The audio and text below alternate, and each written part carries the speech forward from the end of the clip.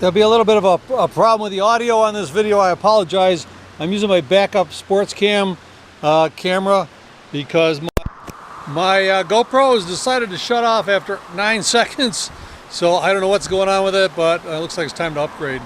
I parked along the side of Route 20 in the National Forest just outside of Lebanon, Oregon. I am actually, this is Route 20, goes right through here, narrow road. Found a nice pull-off with the stream running by it that you just saw. Nice spot other than the traffic. This is a 6-month update. I've been on the road. The day before Thanksgiving is 23rd of November. It's the 25th of May, so it's the Friday of Memorial Day weekend, and it's really just a little over 6 months. 6 months and 2 days. I've traveled 10,103 miles in that 6 months. If you've been following along, hung around there for a while, came across New Orleans, into New Mexico for a little bit, Arizona for a while, and up into Utah, Idaho, and into Oregon. Last 2 months, Oregon and Washington. Been rainy, watch the spring come on here. By the way, everybody's going to ask, what's your favorite spot?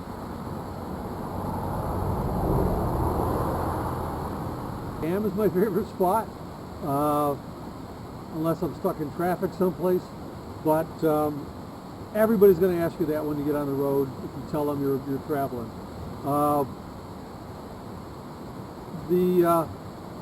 How I find places to camp. Some of them I use freecampsite.net, and it sort of points me in the right direction for some of the off in the weeds kind of places. Some of them right off the highway happen to be traveling on. I keep my eyes open. When I get to a side road, I look. If there's a wide spot that looks relatively flat and it's off the main highway, those are nice.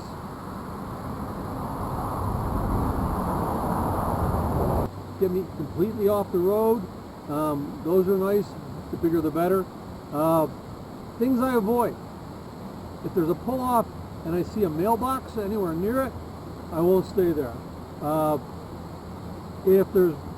Usually that means it's probably at the end of somebody's driveway, and I don't want to be that creepy guy on the bus parked out by the end of somebody's driveway. If there's a farm gate, normally I will not pull off there, although in Monument Valley I did pull off at a place that had a gate. That was all BLM land. The gate was there for the people that were running their cattle out on the land. It was a big enough area that I could pull the bus away from the gate. Farmers came through to check on their cattle, and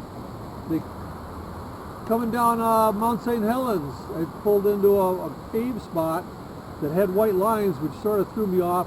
There was a gate. Turns out it was the original road that went up Mount St. Helens, and now it's privately owned. I pulled off far enough that if somebody wanted to get in and out of there, it'd be no problem. As a matter of fact, the owner did come by and checked on me. He was going in, said that it was fine with him. He even would have let me in the other side down by the river, which I didn't take him up on. I should have listened to the locals. When I drove out the next day, I looked down to where he was saying it was a gorgeous spot, way off the highway. I probably would have spent more than just 2 days there than if I was down the river. But again, it was cold. I didn't really want to go swimming. Anyway, sort of rules. You know, if you're in state forest, there may be permits needed. national forests. If you go up in the backcountry, you're probably going to need a permit. But just regular campsites like the one I was in a few days ago, that was national forest land, right next to a stream, really right next to a stream, not above it like this one.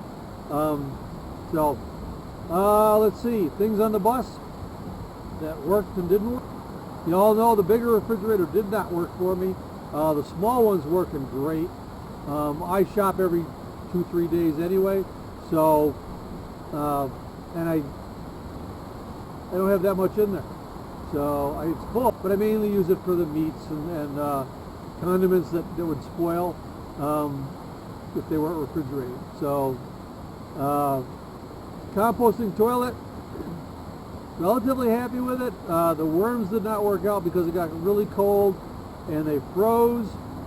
On top of that, the air, which is great, gets no smells, wafting out, also tends to dry everything out. So there's no urine going in, so not a lot of smell. When I get in there and stir it up with a stick, there's no turds other than the last couple of days. Most things are breaking down pretty quick. What doesn't break down is toilet paper. Toilet paper really needs moisture to break apart, break down. As anybody who's had a handful of wet toilet paper knows. So either I've got to add water to it, or I've got to separate the toilet paper out.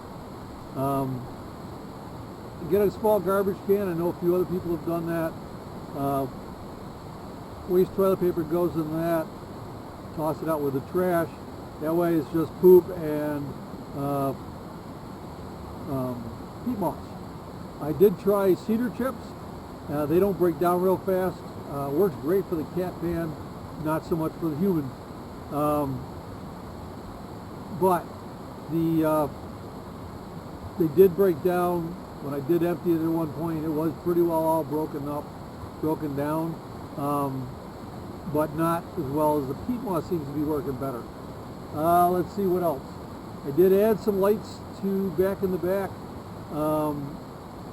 so that I had a little bit better lighting at night in the hallway between the two beds, because it was sort of dark and the tap lights they're nice, but they don't really do well. The solar's working great. I haven't really had a problem with it at all. Once I replaced the charge controller with a better one. I will be adding a third battery to it just to have a little bit more leeway as we get into the winter. Less light. Right with the sun coming up at 6 in the morning and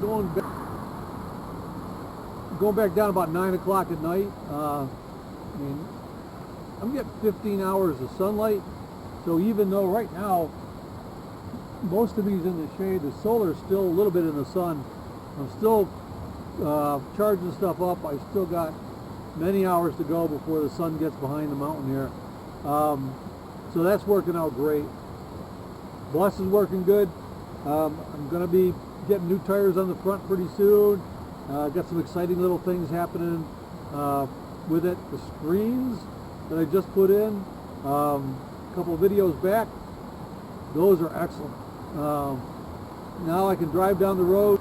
I'm driving down the road 60 miles an hour, all, 4 windows on this side, 1 on the back, 3 or 4 on the other side, all open. Screens aren't moving at all. Air is flowing right through. I used to have to open up the front window to get some air on me. Right now, I'm not even doing that. So that's working out pretty good. Let's see. I'm getting about 8.5 miles to the gallon. To the gallon, which is pretty good. I mean, considering this weighs 11 ton. And it's, they're not geared for the highway, but that's okay. Let's see what else. Other than that, I mean, the bus is doing great now that I got the exhaust fixed. Quiet. Show you my summer trip, what I plan on for the summer, and I put on 10,000 miles the last 6 months. This trip across, I don't plan on hitting Boston until early September. It's only 3,000 miles, 3,365. The side trips and all that, let's say I'll hit 4,000 miles in 3 months. So, you know, I'm not moving as fast as I was then. I did a lot of bouncing around, staying in different places. This trip, I'll probably spend a couple days here and there, but for the most part, it's going to be an interesting summer. Now let me show you where I'm going to be going. So the plans for the summer is I'm currently somewhere up in here. Here's Newport, and I'm going to take Route 20, which goes over through Boise, goes up through Yellowstone, diagonally across Wyoming, across the top of Nebraska, Iowa,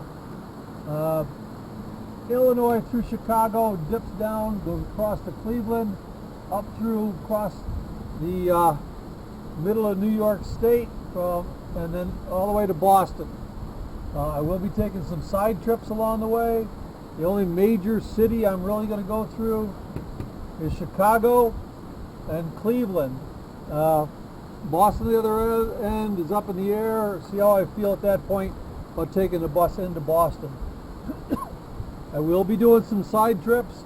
As I said, it does go right through the middle of Yellowstone, so I'll be spending some time there. I'm